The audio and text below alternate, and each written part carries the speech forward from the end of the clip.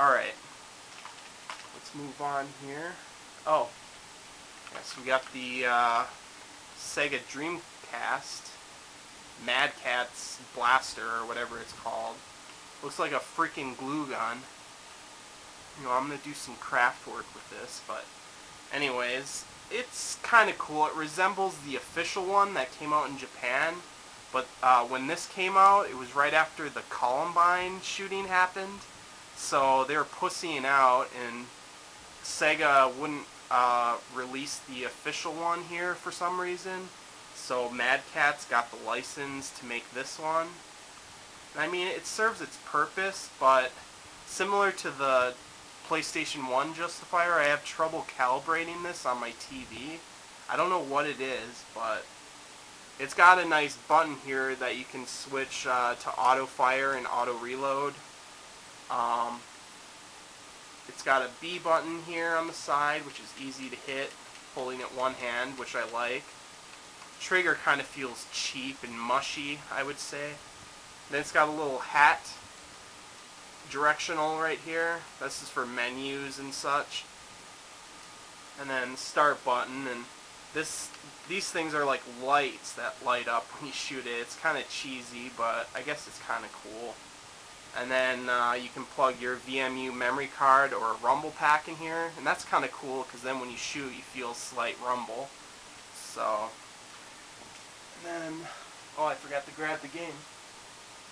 The game that uses this is, well, there's House of the Dead 2, and then there's this one, which is a compilation of games, but it has Virtua Cop 2 on there, which is like a smoother looking version of the Saturn version.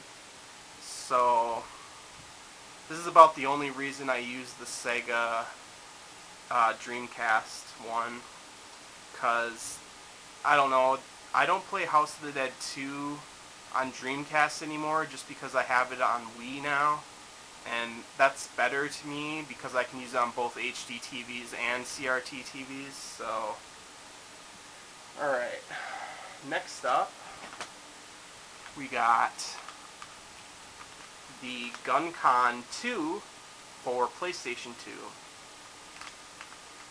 This one works similarly to the GunCon 1 where it has a video cord, but this one plugs into the USB slot instead of the controller port, which unfortunately means you can't use this one with Time Crisis 1 or Project Titan, because obviously PS1 didn't have a USB, so it can't detect it. But this one feels really nice, lighter, smaller, but still a cool design like the GunCon 1. It's got start and select here on the sides, A, B button, trigger, and it's got a nice little D-pad here, which definitely helps with the ducking mechanic. That's why I wish I could use this one for Time Crisis 1, because then I can shoot it one-handed and duck with the D-pad, which is why I love this one. I actually have the box here for it. So I have Time Crisis 2, and then I also have Time Crisis 3, Vampire Knight, and Ninja Assault.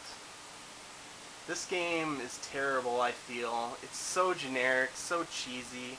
It's like you're ninjas with guns. What the hell kind of concept is that? But it gives you a reason to use the light gun at least. Light gun shooters are so short, you gotta take what you can get. This is actually pretty decent. I think it was made by the developers that did House of the Dead, and it kind of shows. It's not gory like House of the Dead, unfortunately, but it's got that same feeling with the cheesy voice acting and the art design. So this is at least better than Ninja Assault. This is quite good though. The only one I need to get is Time Crisis Crisis Zone. It's pretty cheap, so I'm gonna pick it up eventually. Okay. Let's see. Lastly, this isn't really a light gun, but I figured I'd include it since you can use it for light gun style games. It's the Nico Perfect Shot for Wii. I'm sure you've seen this. It's okay for giving you that arcade feeling, but the trigger just feels really resistant when you pull it, because really all it is a little lever in here pushing on the B button of the Wiimote, and that kind of makes it not feel very smooth. But I don't know, I think it works good enough. Here's the box for it. So, and here's the main games I use this for. Of course, House of the Dead 2 and 3, so I get my House of the Dead 2 fix from this. 3, it's okay, but it's not my favorite. I feel it looks kind of generic. And then I use it for this, but I was kind of disappointed with this, just because I hate the fact you can't pull the trigger as fast as you want to with the pistol weapon. And then the shots have to be so pinpoint accurate, it's just kind of ridiculous and hard. So I haven't picked up Darkside Chronicles just because this one disappointed me so much. But maybe when it's super cheap. This one I'm so glad came out on Wii despite being so cheesy and bad. Mad Dog McCree Gunslinger Pack.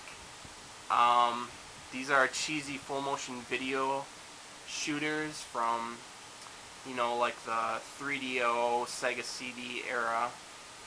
And it's great to have these on Wii just so you can play it on an HD TV. Look up videos of that. The acting is so bad, but it's like such a weird concept to be shooting at people on a live action video and see them reacting to you getting shot, or from you shooting them. So I think that's about it. Only other thing I wanted to add is I noticed I have a lot of subscribers now, but I really don't know what you guys want to see in my videos. So I'll probably put a collection list in the description of this video.